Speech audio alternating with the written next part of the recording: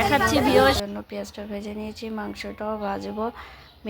মশলাটা ম্যারিনেট করেছি, মাংসটা এই দেখুন এই যে ভাজতে ভেজে নেওয়ার পরে ওই মশলার ভিতরে মাংসটা তাড়াতাড়ি দিয়ে দেবে।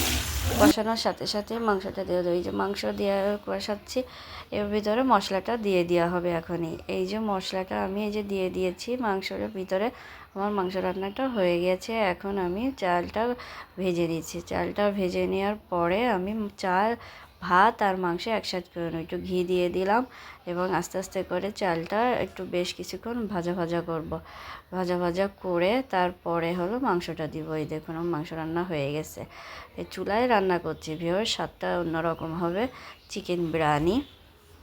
চালটা এই যে ভাজা আর একটু ভেজে নিচ্ছি যাতে তাড়াতাড়ি সিদ্ধ হয়, এবং পানিও দিয়ে দিব এখনই। পানি দিয়ে দিয়েছি, এই যে দেখুন পানি দেওয়ার পরে এখন আমি চালটা ভাপে দিয়েছি। ভাত এই যে জাল দিয়ে দিলাম, জোরে জাল দিলে ভাতটা তাড়াতাড়ি হয়ে আসলে তখন আমি মাংসটা আর ভাতটা একসাথ করে মাখিয়ে নেব। এরকম ভাত প্রায় হয়ে আসছে, এখন এই যে মাংস আর ভাত একসাথে আমি ম্যারিনেট করে নিচ্ছি। এই দেখুন মাখিয়ে ফেলতেছি একসাথে করে, যাতে মশলাটা ভাতের ভিতরে যায় এবং স্বাদটা হয়। বিরিয়ানি, চিকেন বিরিয়ানি চুলায় রান্নার হয়ে গেছে। এখন আমি আবার ভাপে দেবো, হালকা জালে ভাপে দেবো। এই ভাপে দিয়ে তারপরে হলো পরিবেশন করা হবে। ভিউয়ার্স দেখুন আমার চিকেন বিরিয়ানি রান্না হয়ে গেল। চুলায় রান্না। সাবস্ক্রাইব করবেন, ভালো লাগলে লাইক করবেন, শেয়ার করবেন। ধন্যবাদ।